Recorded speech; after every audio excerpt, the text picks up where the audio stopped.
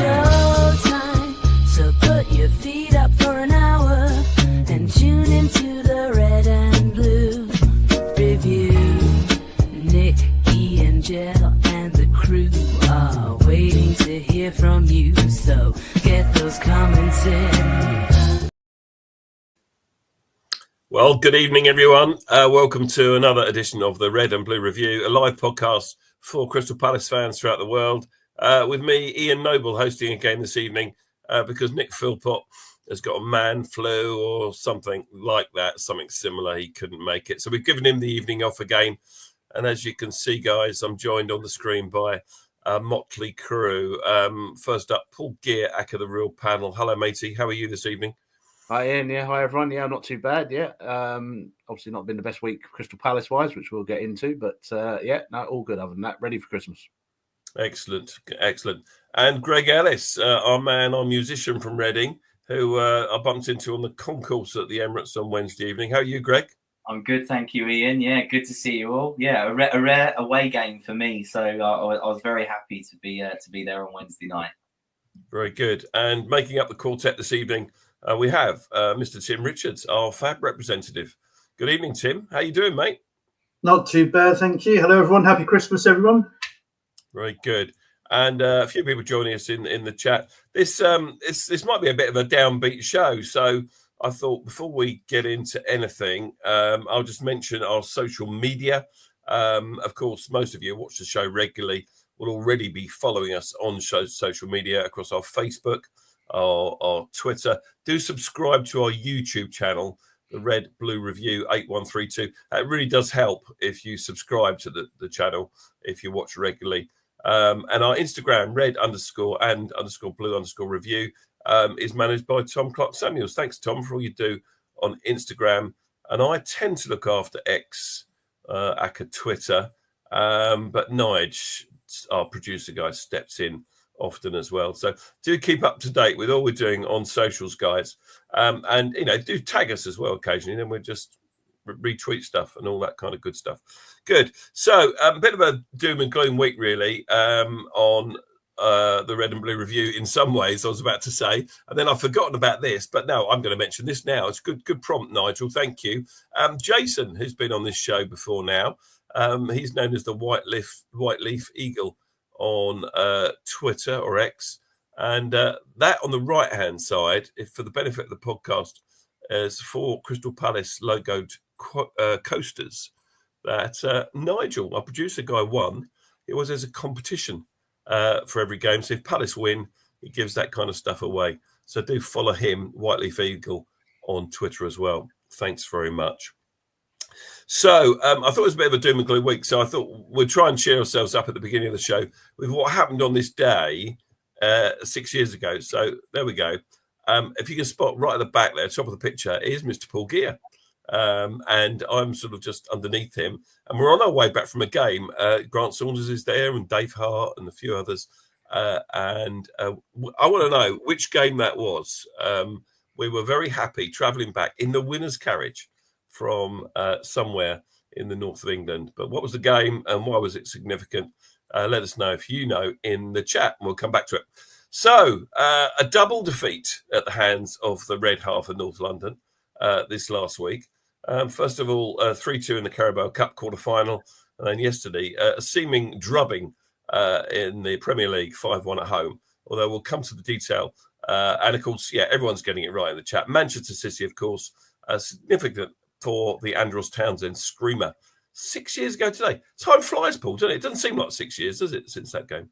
It's amazing. I realised that the other day, it's 6 years ago, because I actually started a new job a week before that game. And I had my 6-year anniversary. And I always remember that was the first game I'd gone to because there was a Man City fan at work who I just joined. So I gave him some briefing, which probably didn't go down well. But yeah, that was an amazing day. One of those unforgettable Palace away days that just, as we said last week, make the defeats worthwhile.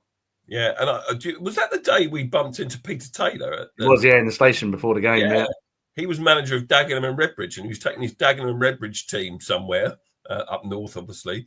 We bumped into him at Piccadilly Station in Manchester, And he said to me, "Oh, Palace got no chance, have they, today?" Oh, how wrong you were, Mr. Peter Taylor, who we once worshipped wearing red and blue back in the 70s. There we go. So, double defeat, as I said, at the hands of Arsenal this last week. It's been a hard week, hasn't it, watching Palace after the euphoria of last Sunday, beating that lot on the South Coast. But Greg, as I said right at the top of the show, you were there on Wednesday night at the Emirates. There you are. Look, fantastic. Oh dear, Tweedledee and Tweedledum. What a great picture. Oh, I don't know where I'm looking there. I don't know what you're doing there. No. So tell us. Let's talk about that game very briefly. Let's have a review of that. So Greg, over to you. Yeah, look, absolutely. So yeah, my first away game for quite some time. I think the last time I'd been away was away at Huddersfield. So yeah, it was good to be back supporting Palace and being in the stands. So yeah, it was. I was very excited for the game. I was going in fairly optimistic off the back of a good victory against Brighton. So Palace actually put out a decent 11. We knew that Glasner was going to be fielding a strong side. So there was 8 changes from Arsenal's previous Premier League game. So before the game kicked off, there was some confidence that Palace might start well. A debut for Caleb Kapora in place of suspended Daniel Munoz. So I think we were all excited that Kapora was going to get given his chance. So yeah, a decent offering from Glasner. Oddly enough, when I was putting my notes together for the show, Arsenal have actually only ever won the League Cup twice, and the last time they did so was in 1993, which was Steve Morrow. So it sort of gives them a little bit of an indication of where their priorities lie. So naturally, I'm thinking, we've got a shot. So 3 minutes into the game, it's a big hoof upfield from Henderson. With Jakub, I'm going to get this surname wrong, but I'm going to say Kawaya. Jakub Kawaya. The Arsenal centre-back, that'll do. Yeah. Kiwior. There we are. Completely misjudges it. And Mateta takes it down, really, really well. And I actually thought he had a bit of work to do to sort of get the ball under control and sort of move into the position, but he just slots it straight past Raya. And I thought it was a brilliant goal. And naturally that sends 6,000 of us absolutely wild. So I think I had sort of like a minimal hope before the game of that I'd get to see Palace score. So after 3 minutes, to be honest, I thought I was in a no-lose situation, so to speak. So I think realistically, Arsenal dominated the possession from there on, and throughout the first half there were multiple chances. One where Lerma cleared the ball off the line from a corner, and that was just before Trossard had fired over from a cutback from Sterling. Henderson then tipped over a free kick from Sterling on the half-hour mark. And one thing I noticed with Arsenal is they were quite persistent with what looked like a very rehearsed corner routine, with nothing coming to fruition. And I don't know, for people watching the game and people that were there, when I see that, I just think it's only a matter of time before that's a goal. So for them not to score, I was quite relieved. Greg, let me bring Paul in here, because we had an interesting tactic to defend their corners, didn't we, Paul? Yeah, it was quite interesting to see. I mean, Arsenal at the moment this season are famed for their set-piece routines, and even their fans were chanting set-piece again, LA, every time they get one, because they've scored the most amount of goals from set-pieces. In fact, they've actually recently been getting criticism because they only seem to score from set-pieces and don't get many open-play goals. But yeah, so a lot of teams are suffering from this. But yeah, we did something very different the other day, and it's actually something I've been calling and want us to do every week. But we were leaving 3 men on the halfway line, which meant they had to leave 3 defenders back. So it was 1-on-1. And so it lessened their amount of players they had in the box. And the fact that they didn't score from a corner perhaps threw them a bit and did change their plan. So that was quite good. And like I say, I'd like to see us do it every time. But we did do it again yesterday. It was a little less effective yesterday, but we'll come to why that might be later. But yeah, it was interesting to see that. The minute they got a corner, we suddenly had three of our, because we always have everyone back, and then you just suddenly saw three of our players just making a beeline to the halfway line. It was great. Indeed. So yeah, thanks, Greg. Thanks, Tip. Thanks, Paul. That I thought was just worth interesting to highlight that aspect, and whether we choose to do it against other teams as well, which we might do, I guess, but I guess not every game. Great. That's good. No, I think there's always it's interesting to see what we do, against sides that are changing things up. It's almost like we're constantly as football teams looking to find new ways of creating chances. So it's good, and I think it's quite interesting that that those are the kinds of things that are worked on at the training ground. I just wanted to touch on Kapora. Just my opinion. I felt he seemed quite vulnerable, and I think Arsenal could definitely see this, and were definitely trying to expose that. And that's, he will also, just picked up a yellow just before the break. I don't think he did no wrong, but he did look somewhat on edge, I think, in that first half. So that's by no means a criticism. I'm pretty certain that if I was making my Palace debut, I'd be a lot more nervous. I think I might get exposed. Yeah. I might be like the Titanic turning. I mean, he's a young lad, isn't he? It was a sort of surprise inclusion in many ways because, I guess most of us would have expected to see Nathaniel Klein start, given Munoz was suspended. But Tim, let me bring you in. Were you surprised, given that he was on a yellow, to see him hooked at half-time for Kleiny, or was that the right decision? Oh, I think it was the right decision. It's his first start. His confidence might have been hit by that. So I think if you'd left him on, if he got sent off, I think it would have affected him more than coming off. He's had a good half. He's had his debut in a big game, just not a small game. So I think it was the right decision. Yeah, it's interesting. We tend to get a debutant at Arsenal away, don't we? Because Joe Whitworth played in goal against them. Was it a couple of years ago as a youngster? But yeah, so we're going 1-0 up, which felt pretty good at the interval. Certainly, if memory serves.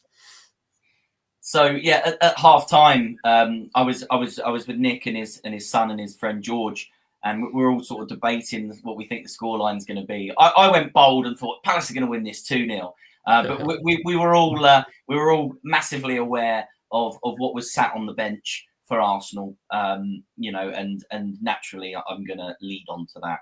So the way I viewed it and the way I was quite happy with it, really. Palace's best 11 beat Arsenal B 1-0. I think that what I took from that game is if Arsenal were depleted, injured or whatever, or focusing on Champions League or whatever, Palace, might have clung in and ground out that victory. And I think it's not necessarily fine margins because ultimately we're gonna come onto it. But Klein steps in for Kapora. Arsenal bring in Odegaard, Saka, and Saliba. What do you do about that? Really, realistically, we just don't have that, and probably something we can touch on after the reviews of both games is just after I say all this time in the Premier League. It's I'm trying to maybe work out what my expectations are of a squad and depth and type of players, and I think really that was the case in point, or point in case, whichever way around it is. Just coming out in the second half and Arsenal just being transformed, basically. Okay. So let me just bring Paul in. Were you asking a question, Paul? Were you scratching your nose? I was scratching my Say something constructive anyway. Well, yeah, Greg's right. I mean, Odegaard, the Arsenal blip earlier in the season was when he was out, and he's a key part in their you saw that yesterday, didn't you? Yeah, yeah, he's a fantastic footballer. At the end of the day, he's always on the move. He's always passing forward, and then you put him with Saka and other people like Havertz yesterday, and Jesus, who was obviously fully mobile second half. Yeah, they basically were too quick for us yesterday and in the second half the other day. Although, as people are saying in the chat, it was a bit fortuitous how they took the lead. Oops, I'm muted. So they draw level fairly early on, but I suppose it's the second goal we really want to concentrate on, isn't it? Yeah, look, absolutely. And I think the interesting thing that, again, from sort of digesting everything and putting the notes together, we held on for sort of another further 19 minutes before the sort of deflected shot that put Arsenal ahead. There's always that hope then that you can try and see out, after getting it back to 1-1 Arsenal, you, in my mind, I'm still thinking, right, okay, have we got enough to get this to pens, or I'm just all the permutations of will we score again? But 8 minutes after that, Jesus is or Jesus, sorry, even is played in by Saka, and this is the big one, isn't it? The VAR. Yeah, I think we've got a picture of that. There you go. Yeah. I think what upset me most about this is that it was in line with the 18-yard box, and that's got to give the lino some help, hasn't it? Some guidance, a little bit. And how he doesn't flag this is criminal, in my view. Am I being harsh on the lino, or should it definitely been given offside? Tim? No, it's definitely offside. I think this proves what a lot of us have been saying for a long time when it comes to VAR. It's not the technology. The technology is fine. It's the incompetent people running it that are the problem. It's the same people on the pitches that are in VAR. And that's an obvious offside. And he's right in line. He's got the 18-yard. Yep. And the other way round, it would have been given. So, no, I think it's a shocking decision, really. Well, of course, there is no VAR at this stage of the competition. Yeah. So John Knox says, how come there was no VAR in the Cup? I think the rules simply this year in the Carabao is that there's no VAR to the semi-finals, Paul. Yeah, no, it's the semi-finals. It's the fifth round in the FA Cup, which is going to be quite interesting because they said if there's grounds that don't have it, they're going to ship in special trucks with the TV coverage to do it. But I think half the problem is you're also getting linesmen and referees now working to two different standards, because in the Premier League, they're told to let things go on the basis that they have that fallback of VAR. So when there is something close, he's probably just out of habit letting it go, and he can't then do anything about it. So it does put them in a bit of a bad position. But that, to me, was actually too obvious for that to be an issue. So when it's hairline and line, just one thing, but that's quite clear, as you say. He's in line with it, and there's no excuse for that. I think my frustration with VAR is that there doesn't seem to be any issues with it in rugby, tennis, or cricket. It always seems to resolve itself relatively fairly, whereas in football, it just doesn't seem to work. Yeah, Tim, you got a view on that? You're muted, mate. See, the problem you've got is you have IFAB who make all the rules for world football, and I think it's 8 people on the FAB committee who make all rules, and they decide what can and can't happen. And I was at a meeting at the Premier League, and I said to them, the problem you've got is you don't mic your refs.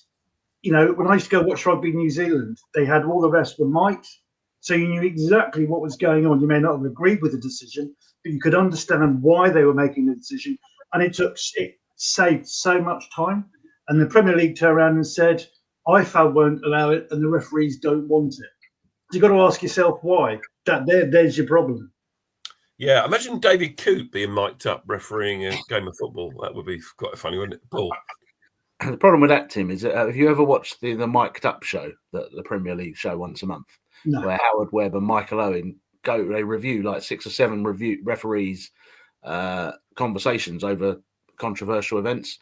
And if you listen to that, if people in the crowd were listening to that, you got 4 or 5 people talking to each other, and they're idiots. As you say, they're morons. And this is the problem. You're just going to hear them talking their gobbledygook and hear them trying to justify why they're giving a decision when they should or shouldn't. So I think it would be a bit too complicated on that front. And I suppose the other thing, they run the risk of tennis and rugby in some ways are a bit more civilized. I think some of the language that might come across to the kids in the crowd, if the mic's on at the wrong moment, you never know. And they call each other mate all the time as well, don't they, when they're reviewing it? I think he's in line, mates, or is he? No, I think you're right, mate, on the pitch, mate.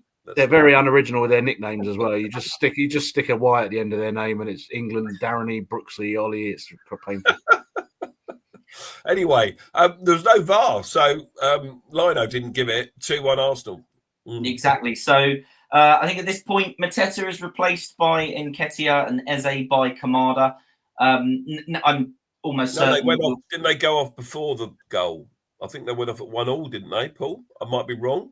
I can't remember. I think it might be. Someone check that out. Sorry to cut across you, Greg. I thought they went off at 1-1, but I might be wrong. Anyway, carry on, mate. Yeah, no problem. So naturally, I'm looking at that, thinking, well, it seems a bit strange to take Mateta off at that point, but I sort of understood because the likelihood he was going to start on Saturday, and Kamada, I guess, just dying for some, a spark in form or anything, or a glimmer of hope that there's a player in there, So I was sort of thinking to myself, right, you've got 20, 25 minutes, however long, to try and do something or make something.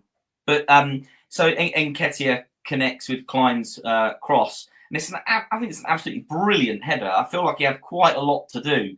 There was it's quite a penalty spot. So to score from that, I was quite. It took me a second. I had sort of a delayed reaction when it had gone in. I thought, blimey, I can't believe that's a goal. But I think at that point, I think there was 5 minutes left on the clock. I think he sort of signalled to his wrist, "Come on, there's time." But I think, truth be told, and everyone in the ground pretty much knew it, that there was only really one team that was going to see, the win and see the game out. So I think overall, I wasn't too disappointed. I felt that as a team, it was a good performance against an Arsenal side that, naturally probably let us play that good. I think, I don't really know how I feel about teams that have the ability to do that.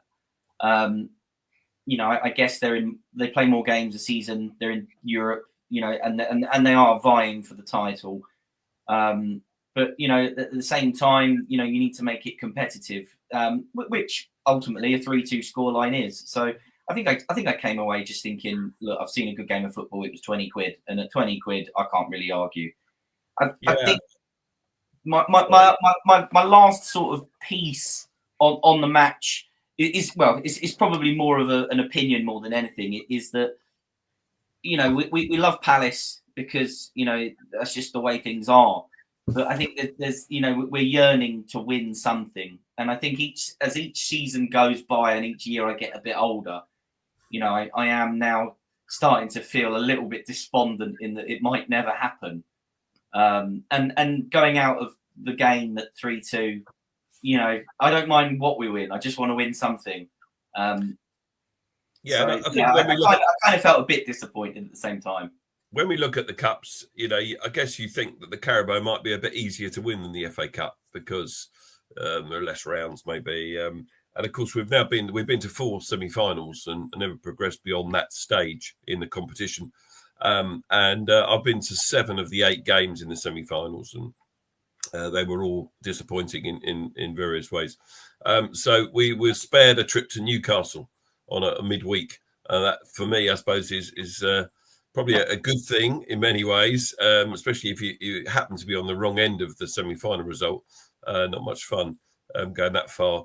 And of course, the 4 teams left in the competition are all decent sides in the Prem.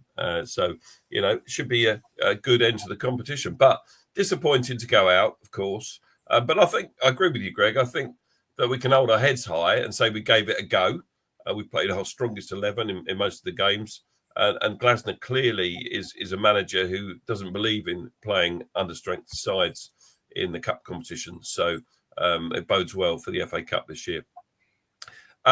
Anything anyone else wants to say about the game on Wednesday night before we move on? We probably need to be moving on, to be honest with you. Okay. The only other thing I would say is that the exit from the Emirates, if you leave on full time and try and get to Finsbury Park, don't. Either go another way or leave early or something, because it was an absolute nightmare getting to Finsbury Park from the ground after the game. and it was raining as well. It wasn't very nice. So, Paul, let's move on to yesterday. Some of the stuff, there's a common thread there to some of the stuff we did yesterday, to the cup game. But, of course, 3 changes to the starting 11 for a start. Yeah, so obviously Klein came into right back because obviously he'd come on in the cup game, and a bit surprising for most people. Richards was in for Chalobah, and obviously Eze we learned from the press conference that Eze had taken another whack on his foot, so he wasn't going to play. So there was some speculation who he was going to bring in, because Devaney did well recently, but Kamada obviously is brought back in. So yeah, I think it was the team that. Other than the centre back was the team we were expecting. I'm not sure why that was in, whether it's because he's played a lot of games, he wanted to just rest it, whether we said potentially he can't play against Chelsea in a couple of weeks, so it might be good to get Richards some minutes. It'd be interesting to know why that happened, and it'd be interesting to know if Chalobah comes straight back in on Thursday at Bournemouth. But yeah, so it's a strong team, but I think the key there was when you looked at Arsenal's team, and they'd obviously gone back to their proper team, shall we say. So it was full of the Sakas, the Odegaards. There was some talk on I saw from Arsenal's whether Jesus would play the game, because obviously he's not been playing recently. But I was saying on the way back the other day that no manager can leave a player who's just got a hat-trick against the team he's playing again. It just would be ridiculous. So I was expecting him to play, and he did. So the game got underway, and he sort of carried on where he left off against us the other day. He seems to have it in for us, I think. So they're fairly early on in the game. He got played through, and yes, 1-0. Jesus scores against us. It was getting a bit of a familiar tale at this point, and we were hoping we wouldn't see too much more of him. I mean, I don't want to spend too long on this, but he was totally unmarked, wasn't he, at the far post? I mean, we were all over the place. I think Glasner said in his post-match, he said, we did a lot of things really well in this game, but the thing we didn't do well is defending the ball in our own box for the first 3 goals, and he's just spot on. It's pretty obvious, really. He had the freedom of the penalty area, Jesus.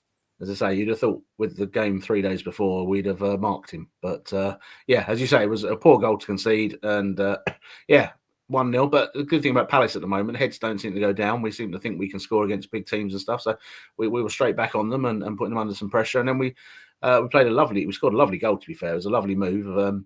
Mitchell got the ball no, he didn't. Sorry, Lerma got the ball and played a lovely through ball down to Mitchell on the left, which was we'll probably come back to Jefferson Lerma's performance, but it was one of the few things he did right yesterday.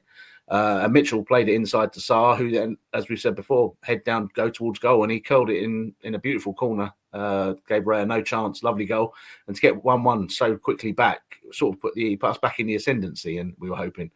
For 3 minutes, anyway. That was the kind of hope. But yeah, another good goal, and as Sarr's keeping up his good form and his scoring form, and long may that continue, because he's causing problems to opponents at the moment. So that was Tariq Mitchell's 2nd assist in consecutive games. I'm not sure he's ever done that before, and his 3rd assist of the season. So he's competing with Munoz in the wing back. Offensive outputs, if you like. So well done to him. I thought he played pretty well actually yesterday. So 1-1, but it didn't last long, did it? No, as I say, we've got the famous Arsenal set piece pretty soon after. There's some debate whether it was a corner. They tend to rerun it a bit on Match of the Day. I think it probably was just about a corner. I'm not going to hold this as too controversial, but as we said earlier, they're very good at their set pieces, and they went to the back post, and it sort of squirmed away a bit. And again, it fell to that man who obviously he comes out. He's at his best in December, Jesus, isn't he? Let's be honest. So he put it in the top corner, and it was actually a very well taken goal, very accurate. And again, he wheels away in delight, and we're just like, what have we done to this guy? I mean, it's 5 goals in 2 halves. It's incredible. 2-1 down again. But as I said before, again, we didn't let us heads down. We carried on, and then we had a really good chance. Saliba made a bit of a balls up on the edge of his own box. Sarr robbed him of the ball, played it to Mateta, slightly in front of him, but he just probably took a little bit too long. He allowed Raya to come out, smother it, and he saved it, which it was a really good chance. It would have been great to have got straight back on terms again there, but it wasn't to be. So the half kept going as end to end, and we were playing well. It wasn't too bad. I say there were a couple of bad performances, but we were doing all right. We were holding our own, and then they got another set piece where Gabriel hit the bar, so that was a bit of a lucky one. And then and then obviously mentioning back to the 21st minute, obviously we lost a fellow Palace fan recently at a very young age, and it was quite it was quite fitting. He got a good round of applause. We said earlier it was quite fortunate that Saka was injured at that moment in time, so the whole crowd could focus on the screen and actually giving the guy a good clap. So that was well done by all the Palace fans. Yeah, and probably the Arsenal fans as well, to be fair. It's one of those moments, it's always sad when someone passes away, but at that age, it's no age. And, anyone that watching this or that knows him or knows his family or knows his mates, then, our condolences from the Red and Blue Review. And, of course, may rest in peace. Yeah, Paul. Yeah. So, and then soon after, obviously, Arsenal got the next goal. Again, Martinelli did well down the right. He's a very quick player, so I don't really blame Mitchell for not being able to keep up with him in that. He did very well, good cross.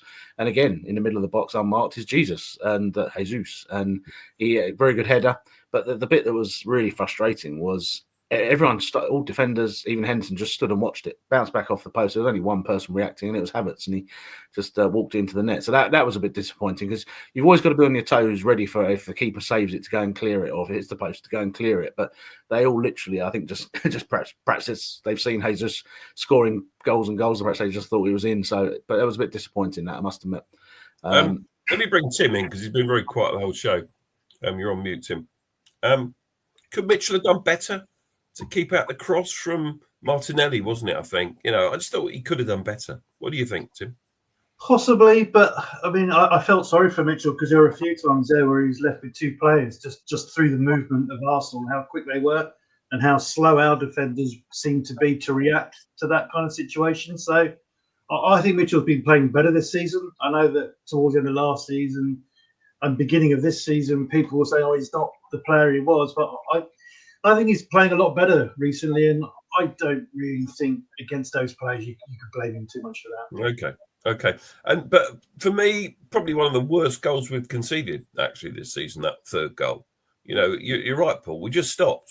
Everyone just stopped. Henderson. Someone says Felix von David. Henderson was poor yesterday. Well, it wasn't his finest hour, that's for sure. Letting in 5, but I just think we should do better. Everyone should do better in defending that ball into the box. Cool.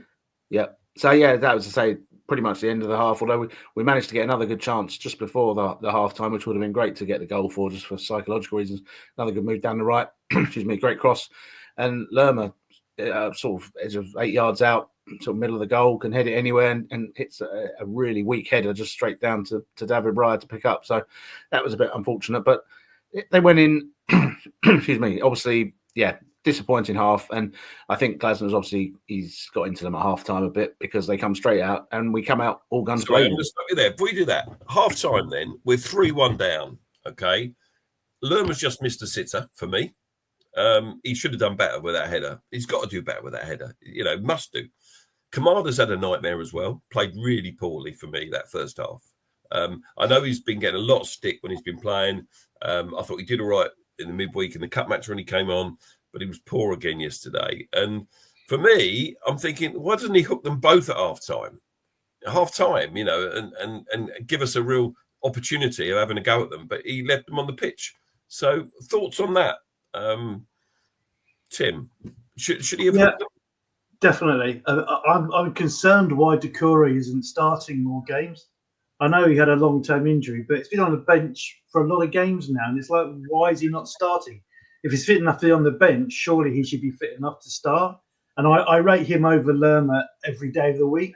And Kamada, Kamada, well, I feel sorry for the guy. He tries, but I don't see any improvement in him whatsoever in any game. Whereas all the others, the new players, you've seen like Zatsar, Lacroix, they got better and better every game. But Kamada is just every game he's out of position. I didn't understand why they weren't hooked either. Yeah, Mark Callahan says Devaney was worth a start yesterday. I wouldn't disagree. I thought, when I saw the team, I thought, oh, okay, he could have easily gone Devaney ahead of Kamada. But I think Kamada's his boy, isn't he? He played for him before, so I think he backs his own. And same with Lacroix, obviously played for him previously. But that's probably one of the reasons he's desperate for Kamada to do well. and he's got to give him minutes. But he didn't play well yesterday. Sorry, Paul. Let's go on to the second half, my friend. Yeah, no, as I say, second half came out. They obviously had a hopefully a bit of a bullet or whatever, and we came out all guns blazing, straightforward at the first attack, and Klein got a very good cross in from the edge of the box, and Sarr at the back post with a diving header. Again, it was just slightly too close to Raya. It's unfortunate that Sarr sort of looked like he thought he could have done a bit better, but that set the tone. We were obviously going to go straight for them and hopefully put Arsenal back. And very shortly after, Mateta got the ball in the centre circle. And as I always say on this, and I always like people putting their head down, driving towards goal. And the closer he got, he hit a very good shot, parried away by Raya. And again, straight to Sarr. And I think he probably took a bit too much. He was trying to be too careful with it to make sure he hit the target. And it was a little bit weak. And then Raya made a bit of a camera save for it. But we were pushing them back. And as I say, if we could have got that second goal, it would have been quite interesting to see where that went. But Arsenal, as I say, good team, very fast in attack. And that's the problem. I think they were just too fast for us yesterday. Some of their one-touch play was very good. And again, they went down the left-hand side, got it across. And again, Jesus is in the middle of the box, totally unmarked, hits a good shot, which Henderson makes a good save from. He's just a bit unfortunate. It goes straight back out to the Arsenal player who smacks it back in, and Lacroix, who'd gone back to try and cover it, was playing Martinelli on side, who just had a tap in. So, 4-1, obviously that's pretty much game over at that point, and Arsenal knew that as well. And as I say, the game sort of petered out a bit there. There weren't too many chances until sort of 85th minute when Declan Rice would come on. I can only assume he's coming back from an injury, the fact that he's not featured much in the last two games, but he came on and curled a very nice shot into the bottom corner. 5-1. It was never a 5-1 game.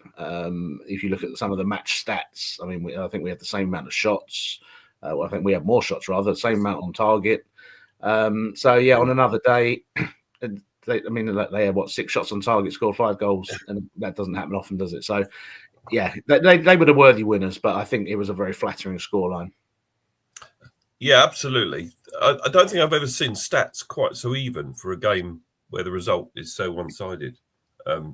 Greg, same for you there? Yeah, I think so. I've come to accept that maybe once, twice a season we get drubbed, 5-1, 6-1, something like that.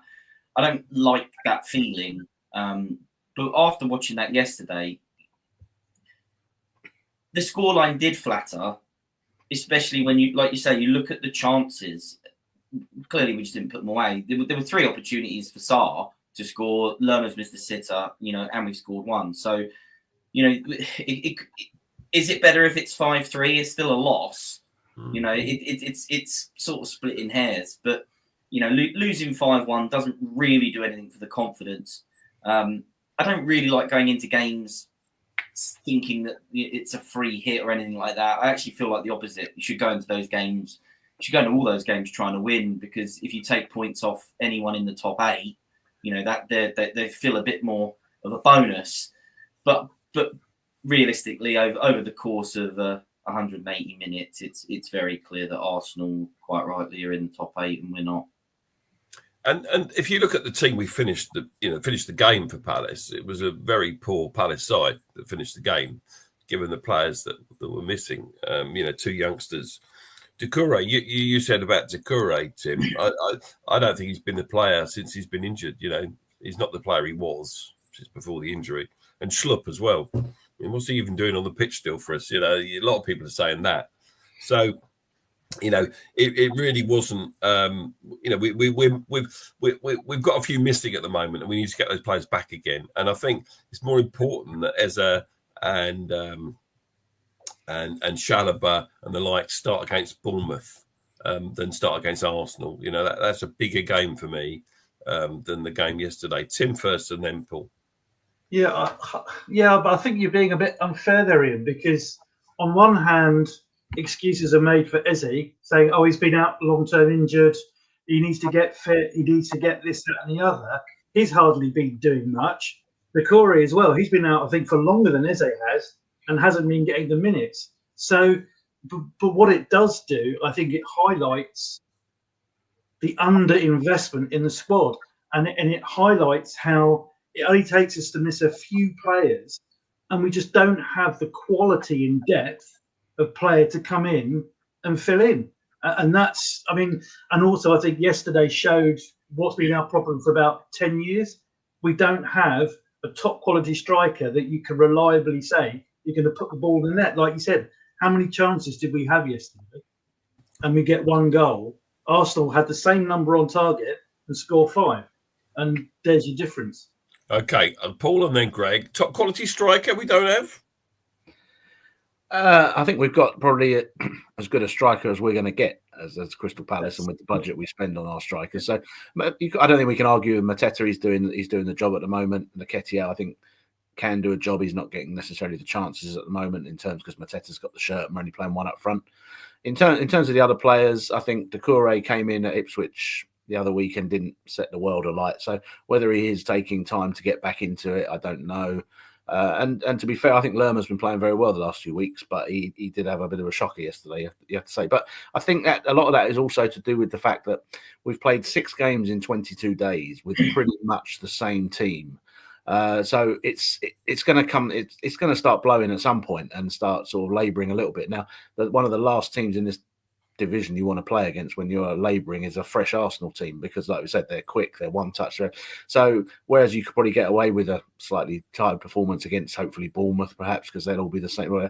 When you're playing the big boys, Liverpool or Arsenal, even Chelsea at the moment, if you're not fully on it, you're going to get stuff. So we're going to need to, and the games are still coming thick and fast, so it would be helpful to rotate. Now, as I say, we can say about the squad, okay, you looked at the midfield yesterday, that's still a midfield missing Eze and Walton. So you're taking 2 very big players out there. If you put them back in, the squad midfield wide is quite deep and not too bad.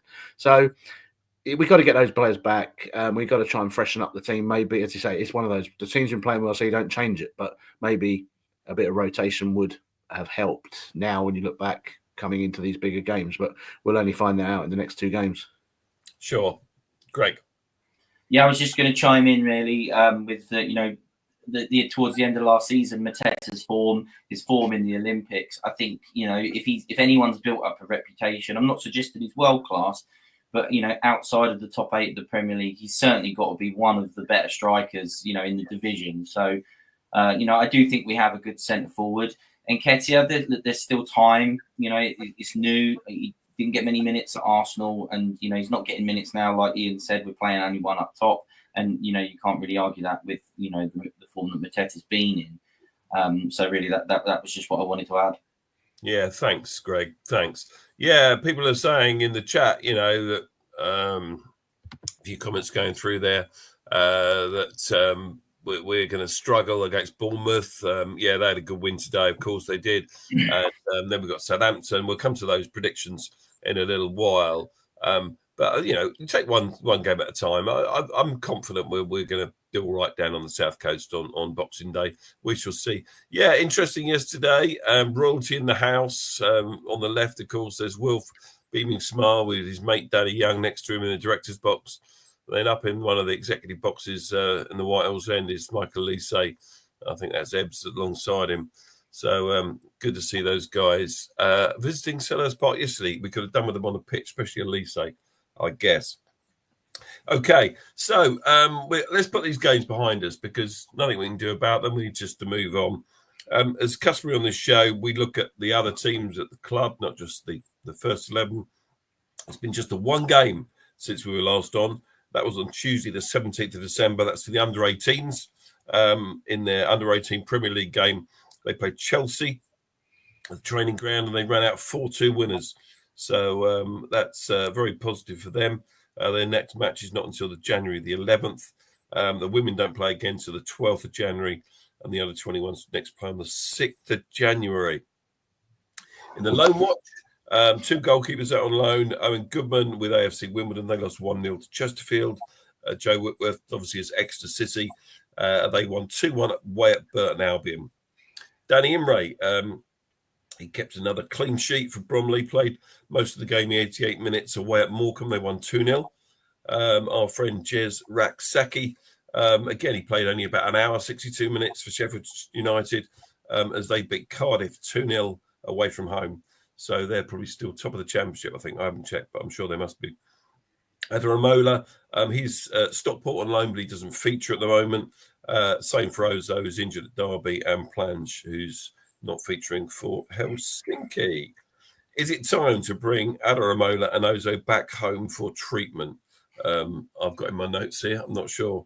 What do we think about our loan players not playing out on loan? I've said on the show before, it seems crazy to loan someone out if they're not playing, but if they're injured, not much you can do about that, Paul.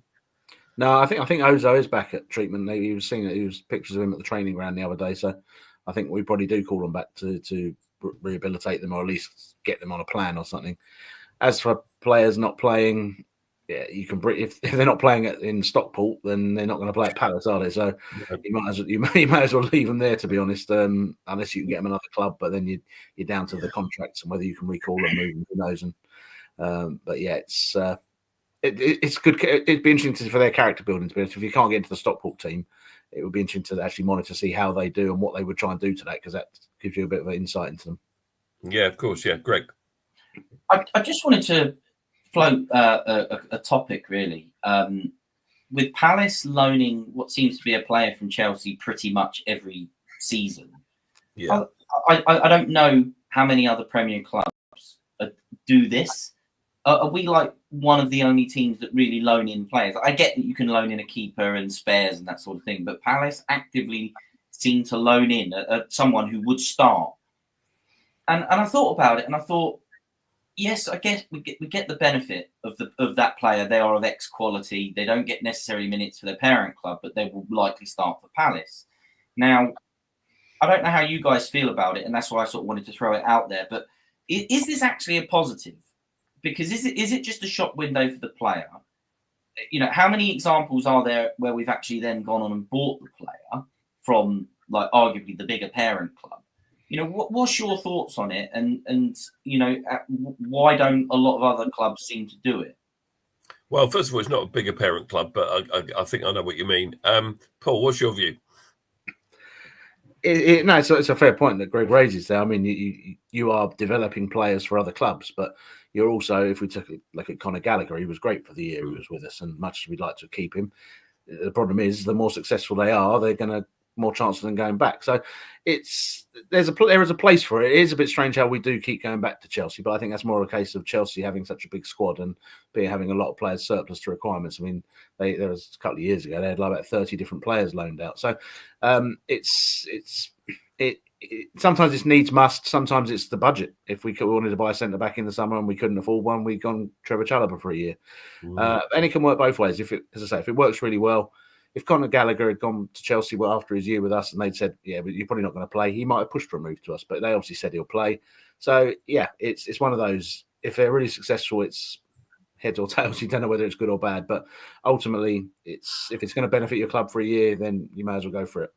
I think of all the Chelsea loanees we've had, and we've had a few, I think Chalobah's probably more likely to sign than some of the others, based on what I've seen so far. But we shall see.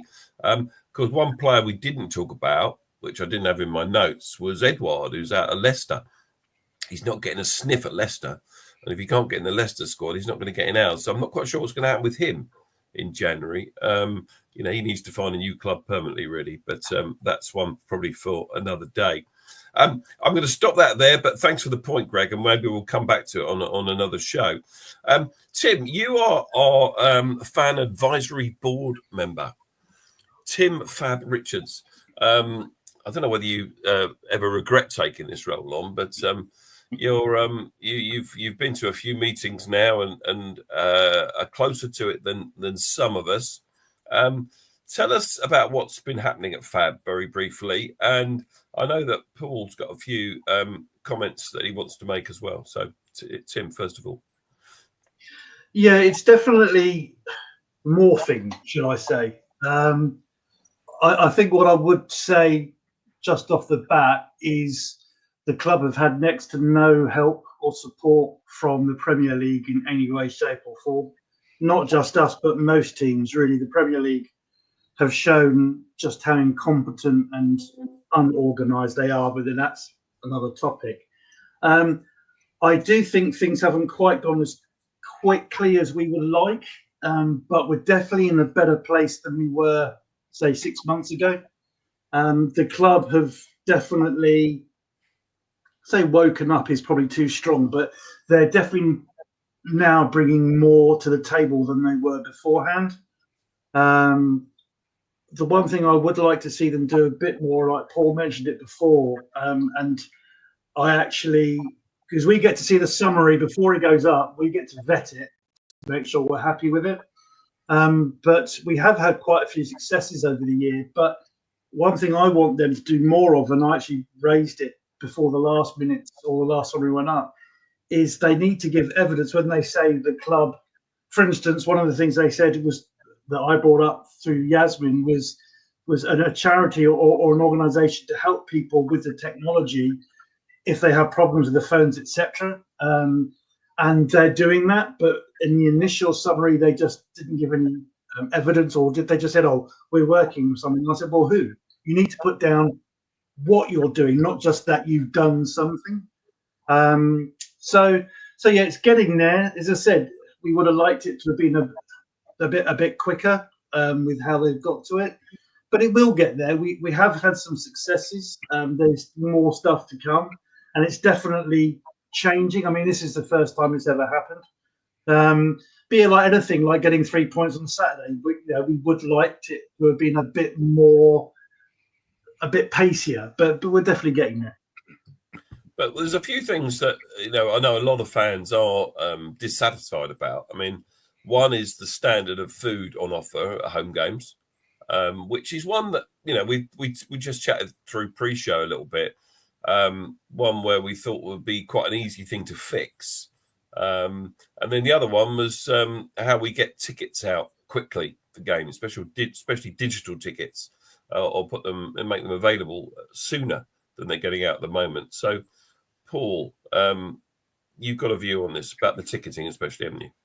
Yeah, I mean, it's a bit of a bugbear of mine, to be honest. Our box office is not the most efficient. We all know that anyway. There's lots of issues with that.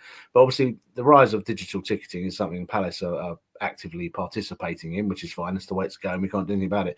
But it's no excuse to not make it as easy as possible. And with Palace, the club know the sort of backfiring, the reticence to go digital ticketing, certainly for stuff like away games, because away games they're quite difficult to organise, and it's nice to get everything ready at travel, everything. It's nice to have your ticket in your hand within weeks to go. I mean, we already know they already sell away tickets, take so long to go on sale, a lot less that other clubs sell this corresponding fixtures a lot further out than we do, and we sometimes seem to believe or get blamed that it's the opposition when it clearly isn't. But the digital tickets last week was the case in point for me.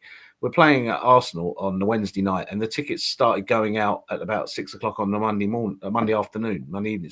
So 48 hours before the game. Now, if you got a small amount of tickets, that's fine. We had nearly 7,000 people going on Wednesday, so they're basically giving themselves the Tuesday to sort out 7,000 issues if there are that many issues. And it just strikes me as ridiculous that the whole convenience of digital ticketing is you can get them out as soon as you sell them. Almost even Avanti, one of the worst companies in the world, you buy a train ticket off them, you have the ticket within seconds. And even the cup guy against Stockport, and the last few cup games we've played, you buy the ticket, they send you an email, you have your add it to what it's done. They sent out an email this time saying we'll send you the ticket nearer the time, and I just don't get the logic. I'm a logical person. I like if I can understand why something's being done, then I can live with it. But I just don't see why you need to wait till 2 days before a football match to send out digital tickets. But it's something that again could potentially be raised on the FAB. But I know they don't get too far.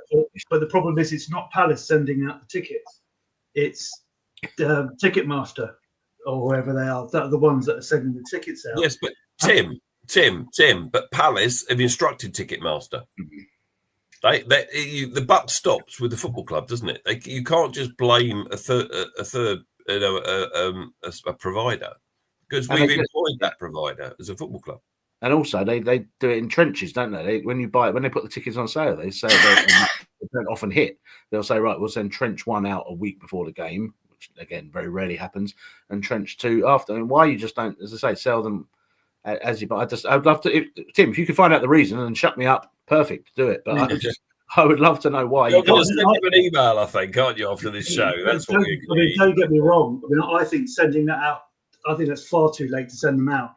I know that that Ticketmaster themselves have had system, as you work in IT as well, so you know what that's like. Well, system issues for ages that the club, not just us, I hasten to add, but other clubs are battling the ticket master. But I do agree. I think a day before, 2 days is ridiculous for that number of tickets. Like I said, I buy my Southeastern train tickets online and they're there minutes later. So yeah.